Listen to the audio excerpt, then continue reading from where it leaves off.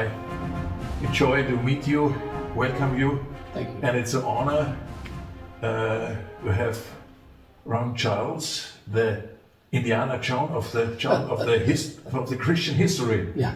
to ask some questions special of the history of the New Testament. So I think this is your special focus. Thank you. Yes. And my focus is Albania. And as I learned that you have quite a lot of time also to seek about the history, the Yes. first Christian history in Albania. Yes. And we are doing some journeys with the leaders on the Via Egnatia. Mm-hmm. And our reason is a little bit the history, but on the other hand side, the motivation to receive what Paul is standing for. Mm-hmm. So we say we are proud as Albanians, we are proud to have this history, but it's not only to know it, also to step into it. And so we just walk on the footsteps of Paul to receive his faith and his focus. So this is our topic, but I like to know a little bit more, because not so much you can find in written form, or you have to seek very carefully. And as I was seeking for that, I found you once, and I tried to come in contact with you via email, but I did not get an answer. Oh, I'm sorry. I don't know if I have the right one. Well, I'm on the move a lot. Sure. So, Yeah. yeah. Well, we were very privileged that even when Albania was still communist, that we were invited over to do some archaeology work there, and so we had the opportunity to actually to introduce them to through archaeology the fact that the Apostle Paul and the early church actually ministered there. Now, the Albania at that time was called Illyricum, mm-hmm. and then the northern part of present-day Albania, as well as Bosnia-Herzegovina, Serbia, that was called Dalmatia. Mm-hmm. And so Paul was definitely in the area, and he ministered in Appolonia. Appolonia is a southern city in Albania. And he ministered throughout Illyricum. And so the footprints of Paul were very much in evidence in Albanian culture, Albanian history. What facts are known? They really prove that that Paul was here and what he did. Do you know something about them? Yeah. Well, we know the amphitheater in Durrës, mm-hmm. Albania, which was built by Christian labor, and that was built in the 1st and 2nd century.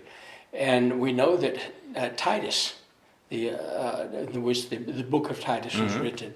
Titus was martyred in that arena. Oh. And 5,000 Christians died there, mm-hmm. and including Titus. And so we excavated some of the catacombs that were there and some of the Christian graves. And so it was all, it was very obvious that the Christian footprint was there very vividly. And you can, and through that excavation, Paul's name continually came up time and time and time again, especially in at the time before he went to Rome. Yes. He went to Rome during Nero's time, he probably was shipwrecked maybe 58, 59 AD. And so before then is when he was in Illyricum. So he was probably there in between 50 and 55. And so his footprint was very much in evidence in Illyricum history. Yeah, it looks like that he was at this time, as he realized from Aquila and Priscilla that the Nero is so against the Christians, so he decided to go back to Thessaloniki, and he was perhaps at this time in Durrës. Could that be? Yeah. Yes, definitely. Yeah. And then from Durrës he probably went to Apollonia, mm-hmm. and then on back to Rome. Yeah. And so, it was, and he very well could have been there at the time that Titus was martyred. Okay, yeah. Is there some background that we know what churches he built in Albania? No, the only one that we know of for sure, without question, is Appolonia. Okay. There is some of the teachers there in Elbasan claim that Paul was there also, but I have not been able to confirm that. Okay. And we know that he was in Euragostra, and because Euragostra dates back even before the birth of Jesus, during the Alexander days, and so there's that local tradition says that Paul was there also. Where's the city? Euragostra. Which is the far the last big city before you get into Greece. Okay, yeah. Way to the south. Yeah. I wrote some articles about the church in Durrës. They had about approximately 60 families. Yeah. And it was also a huge group. And they say it's also related to Paul, so that this church in Durrës. Yeah, well, the church in Durrës was actually began by Greek Christians, and which were probably converted by Paul or Apollos, and so they came because of they got converted in Greece, and they come like missionaries to Albania. So. They got converted in Thessaloniki, okay, and then they came as missionaries to Illyricum. And then established the church in Durrës. Yeah. And it's very probable that Paul maybe was the overseer of that congregation, sending out missionaries to what is now Bulgaria, Kosovo, and Serbia, and on all of that area. Yeah. And but it was a very active Roman community, and so to say that Paul was active in building churches and overseeing churches in that area is most probable. Yeah. And in fact, probably just as probable as to say that he was in Macedonia or any place else. Yeah. He was there. Special the area around the Ohrid Sea, special the city Ohrid, it seems like Bulgaria. No, it's now North Macedonia. Yeah. It's named as a huge center of Christianity, but later in the Orthodox time, I think. But well, in Philippi was in there, the Macedonia area. Yeah, Philippi is on the east side near to Turkey, but Ohrid Sea is now it's the the east of Albania. If you go along the Via Ignatia and you come to the border, then you come exactly at the Ohrid Sea. Yeah, and we traveled at Via Ignatia, all the way to Istanbul. Oh wow, yeah, and. We had a last meeting at this place, and we were in the little city Lynn.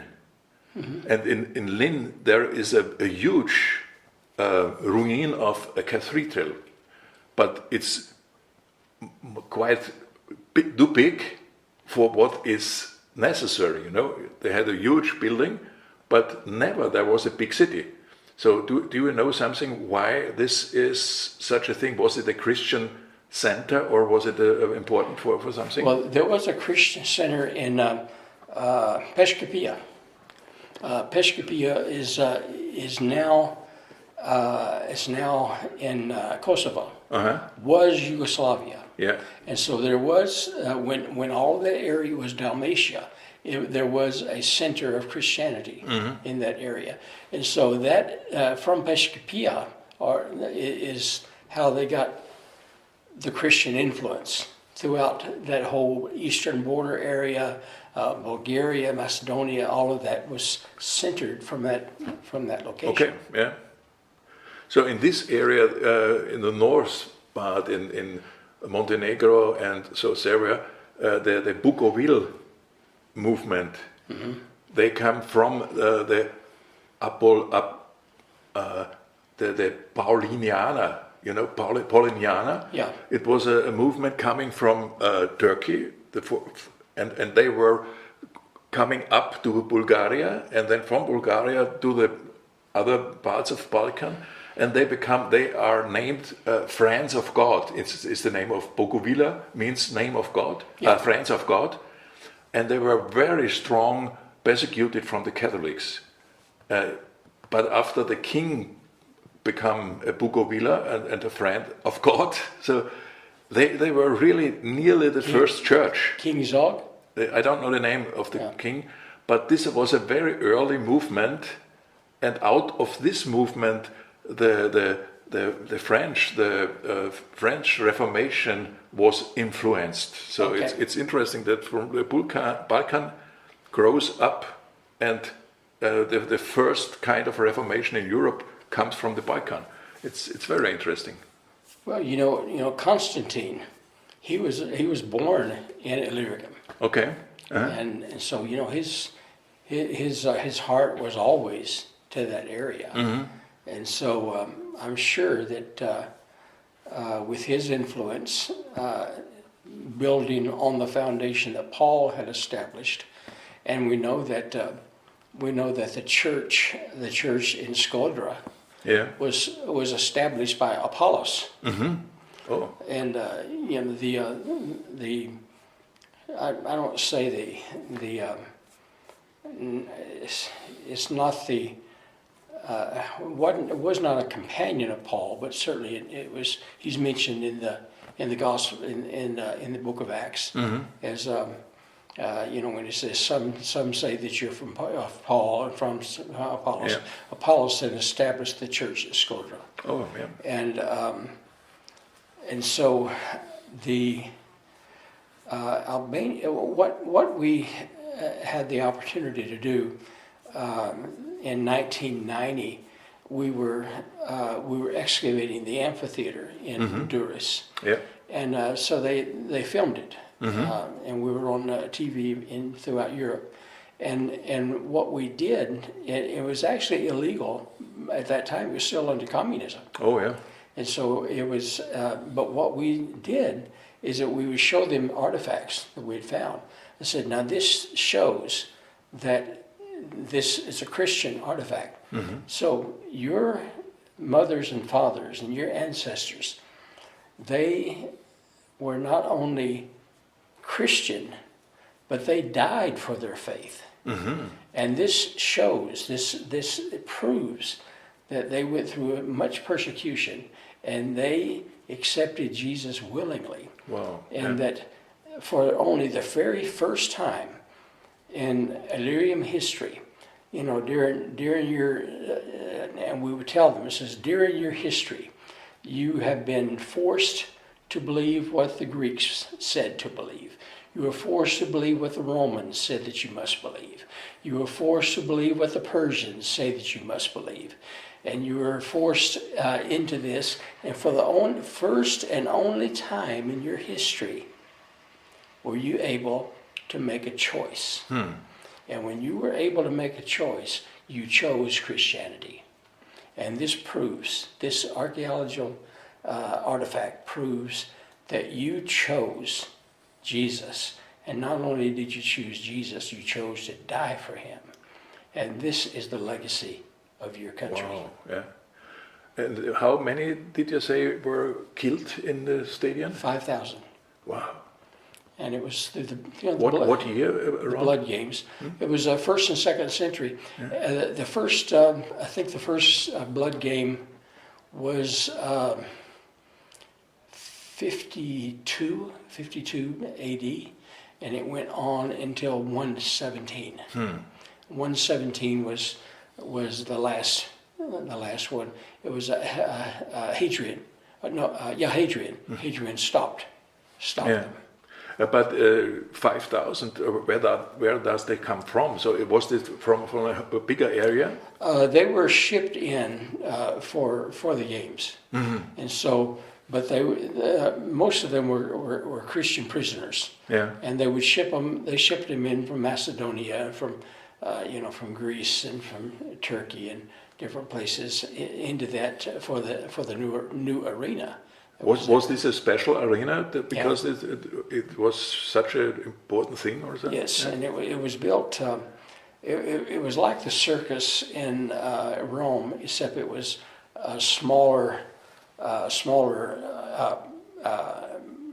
sporting area and more seating areas, and they had it was enough to seat 60,000 people, and then of course they had the animal cages underneath and all of that, and so most of the Christians who were involved with it were buried in the catacombs, and then once the room ran out of the catacombs, and they would bury them up around the arena, on the hills up around, and so there were not only 5,000 Christians who were martyred there, but you had more than 30,000 animals who also died there, and they would have what they called the Day of the Blood. And it was like for 4 or 5 days straight that you come to the arena, and the proprietors would give you a bow and arrow or a spear or a sword or something, and then they would run the animals in, and then once the animals came in, then you could kill the animals with whatever weapon that they gave to you. And then the Christians would come in and remove the animals, the dead animals. But when they were removing them, then they could also shoot at them. So this was a kind of entertainment? It was entertainment, yes. Wow.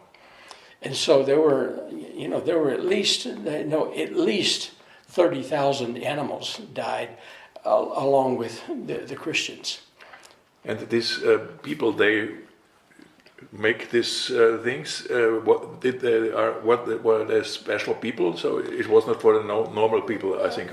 It was not for the common people. Yeah. At that time, General Pompey had brought the first colonies of Romans into there, and then Augusta Caesar,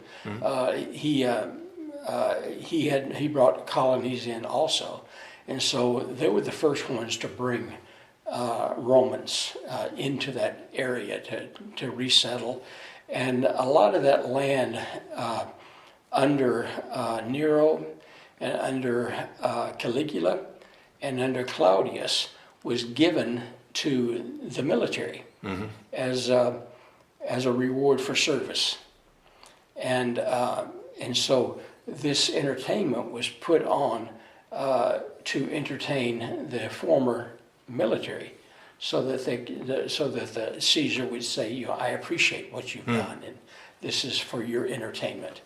And they especially had celebrations on what they call the Festival of Tribute. And it was the birthday of Augustus Caesar, which was August 29th. So they would normally have a celebration beginning like August the 20th, go all the way to like September the 10th. And so like maybe 20 or 30 days straight that they would have that. Yeah. And so it was a big thing.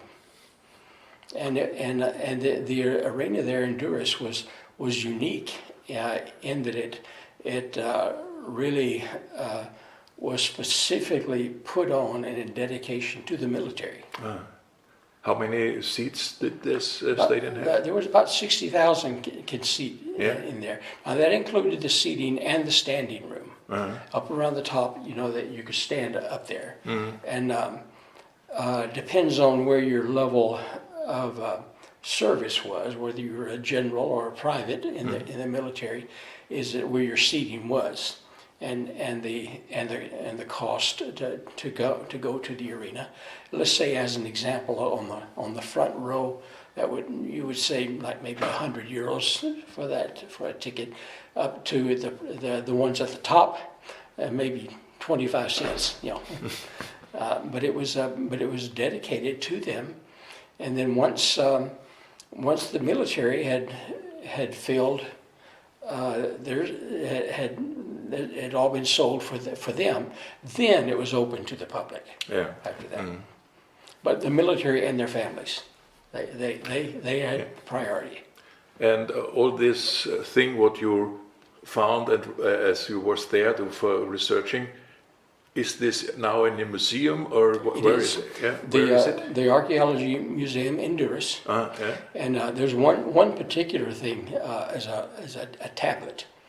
And during the 1st and 2nd century, Christians were buried the same way at every place. Whether you were buried in Greece, whether you were buried in Africa, whether you were buried in Illyricum, they were buried the same way. And the Christian was laid on their right side. Their right hand was under their head. Their knees were pulled into a fetal position, and then the left hand was extended. And in the left hand, in which you were buried, that you would have something that was dear to you in life. Mm-hmm. It could be a necklace, an amulet of some sort, or maybe even a lock of your children's hair. But you were buried with that. And we were excavating this one Christian grave, and it was a girl. You could tell, the age, and she was maybe, our paleontologist said that it was maybe 14, 15 years old, and her entire left side was the ribs and the bones were all broken. You could still see teeth marks of the animals on the bones, and so she was killed in the arena. And I had 2 students with me from the University of Tirana, and they claimed to be atheists. Of course, at that time, all of Albania was atheist, because the democracy had not come in yet. And so they were up on the getting the dust off of the extended hand, and I was down at the feet. I was clearing the dust from the feet skeleton. And all of a sudden, these guys went crazy. They started screaming and trying to get out of the tomb. And I told them, I said, "Get back down here. We're not finished yet. We got lots of work to do." No, we'll not.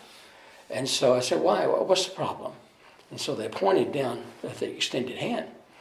So I went up there, and of course, when they were trying to get out of the tomb, they had dirt all over the hand again. So I went up there, was clearing it out. And in the extended hand of this girl was a clay tablet, a very small clay tablet. And written on that in ancient Greek, it said, "For the cause of Christ, I lay down my life." And that was such a powerful, powerful thing. And that tablet is on display at the Archaeology Museum. Wow. In Durrës. Mm-hmm. And one of those students accepted Jesus that day, right there in the arena. Yeah.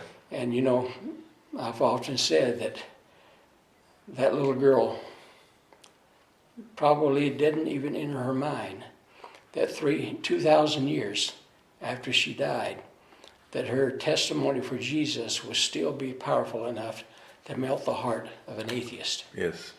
And he became a missionary. He became a missionary to Bosnia-Herzegovina. Mm. And the last I had heard, he's still living for Christ. Yeah.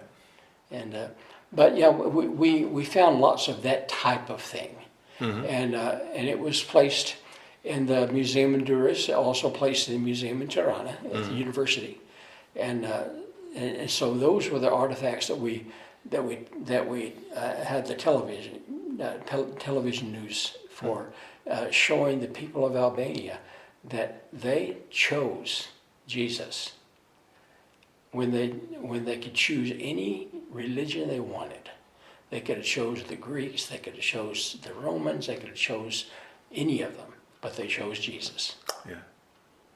With the high price. The highest price. Yes. So. Do you have some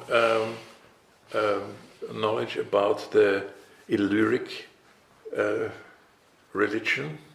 What was there before the Christianity comes and before Roman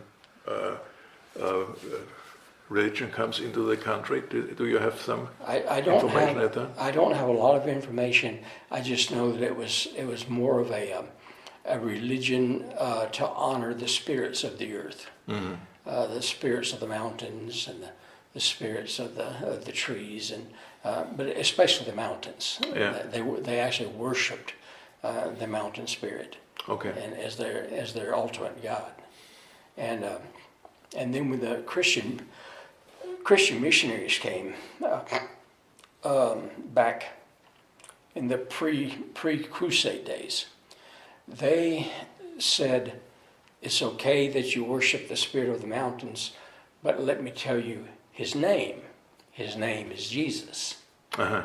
And so they kind of mixed up mixed them together, which I understand why they did it. I just don't agree with what they did. Yes, I wrote some information that Paul was in Spain, and after he was not successful in Spain, he comes back again to former Turkey and also to Albania after a long time. So he was in the first time in the prison, and after the first time in prison he was in Spain, and he was just shortly in Spain, and then he came back to Asia and to Albania. Do you have some information about that? That is true.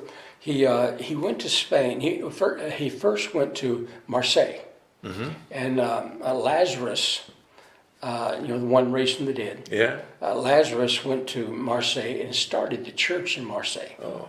And Paul went to Marseille, and Lazarus sent some men with him, and they went over the Pyrenees into Spain. And so that's the only area where Paul was, is in the Pyrenees Mountains in Spain. And they spent about a year there and came back. And then once they came back to Marseille, then Paul did go back to Asia, went back to Illyricum, and actually evangelized the coast. He didn't go inland, didn't go into the mountains. Like he came in in Kuria, and then he stayed on the coast all the way up to He came in through Kruja. Yes. So this is in the north, in the mountain. Yeah. Okay. Yes. And by the way, near to Kruja, there was a city with a Christian university all the time as the communistic area. Do you know about this? What was the reason for that? I know about it, but I don't know any of the history concerning it. It was just interesting. Yeah. Last time I just heard about that, and it's amazing. Yeah. Well, then he went, from there he traveled to the coast, and then he stayed on the coast, in Durrës and Tirana and all that area. Yeah. And then after he was there for maybe a year and a half, maybe 2 years. What year was it approximately? That would have been in like 51, 51, 52. Okay. And because his shipwreck was on 58. That was when the Eurocliton hit the Mediterranean in 58, and killed thousands of people. And that was the storm which he was in. And Acts 28, 27, 28. Yeah. Yeah. And but yeah, the footprint of Paul was definitely in Albania when it was Illyricum. Yeah. And it was quite a testimony. And he said in the book of Romans that I have preached all the way from Illyricum to Dalmatia, and so which that's confirmation of that. Do you have a special expression, a special kind of greetings or a message to the Albanians? So, because I will make this documentation first of all for my Albanian friends. Yeah. We fell in love with Albania, even when it was under communism, and we were. I think democracy came in 90 or 91, something like that, and so we were there for 2 years under communism. But we fell in love with the people. It was hard living there because at that time they had nothing, just nothing. We brought aid in, from Italy and from Greece and different places. So it was hard. It was hard living at that time. But the people were so sincere. They were so loving and kind, and which was so phenomenal because of the ruthless Inverhoja type of communism, that Stalin type of communism that they had there, which they beat the love and the compassion out of the people and tried to drive it out of them. But they were still there, and they accepted us willingly, and it was a great experience. So I think thank you very much for this time. My pleasure. Pleasure meeting you. Yeah, and perhaps if there's a chance, if you're on the trip somewhere in the area and you have some days in Albania, it would be a really joy to do something together with you there. Well, I've been invited to speak at the university by Naratan Seka, and he used to be the prime minister, and I was a good friend with Alexander Maxi, the first prime minister. Yeah. And so we've been invited, but it just we're in Egypt now, and have been in Egypt for 30 years, and so that's keeping us busy right now. But I'd love to come back to Albania. Yeah.